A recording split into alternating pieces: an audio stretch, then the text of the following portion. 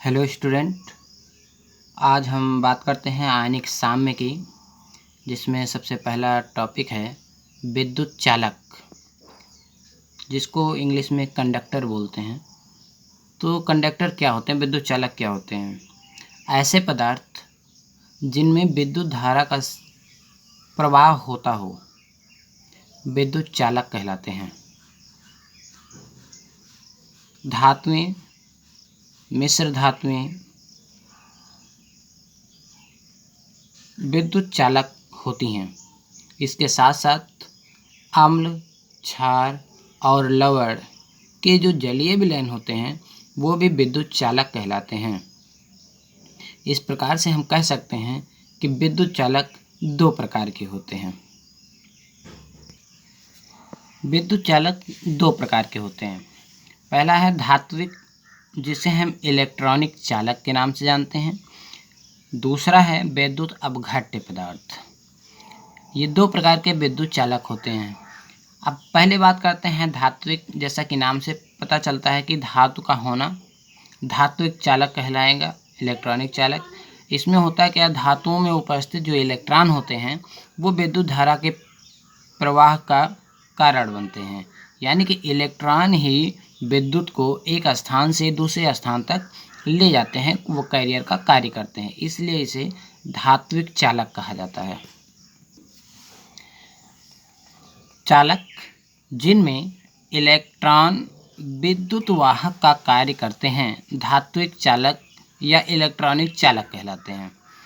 इनमें कोई रासायनिक अपक्रिया नहीं होती है, ना ही रासायनिक परिवर्तन होगा। जब अपक्रिया नहीं होगी तो रासायनिक परिवर्तन जाहिर सी बात है नहीं होनी है। इसके उदाहरण हैं जैसे धातुएं, जैसे लोहे की छड़ हो गई, एल्युमिनियम की छड़ हो गई, कॉपर की छड़ हो गई। तो इसमें होता क्या है, इससे जो विद्युत होती है एक छोर से दूसरी छोर पे आसानी से पहुंच जाती है।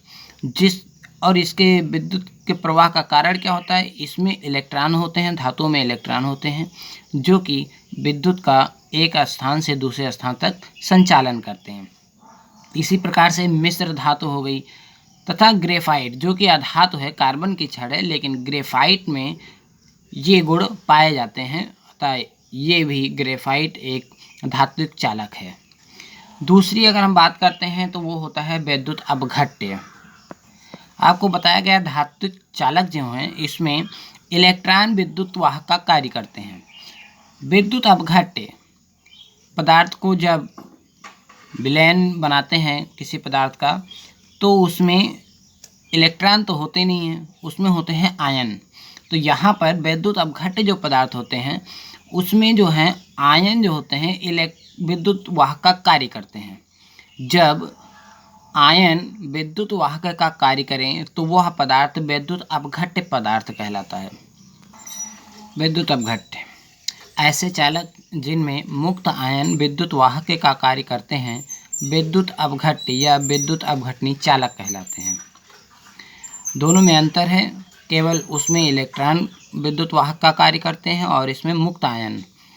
मुक्त आयन कब बनते हैं, जब हम विद्युत अपघट्य पदार्थ को विलयन बनाते हैं, किसी घोल में घोल देते हैं, तब उसमें आयन उत्पन्न होते हैं जो कि मुक्त आयन होते हैं, वो ही विद्युत वाहक का कार्य करते हैं। इसमें रासायनिक परिवर्तन होता है, जैसे अम्ल, क्षार अथवा लवण के जलीय विलयन में। उदाहरण के रूप में हम मान लेते हैं कि गलित NaCl यानी कि सोडियम क्लोराइड का जलीय विलयन, गलित है इसका मतलब जलीय विलयन में मुक्त Na+ तथा Cl- आयन विद्युत के संचालन का कार्य करते हैं, यानी कि विद्युत के वाहक का कार्य करते हैं। अतः NaCl यानी कि सोडियम क्लोराइड विद्युत अपघट्य पदार्थ है,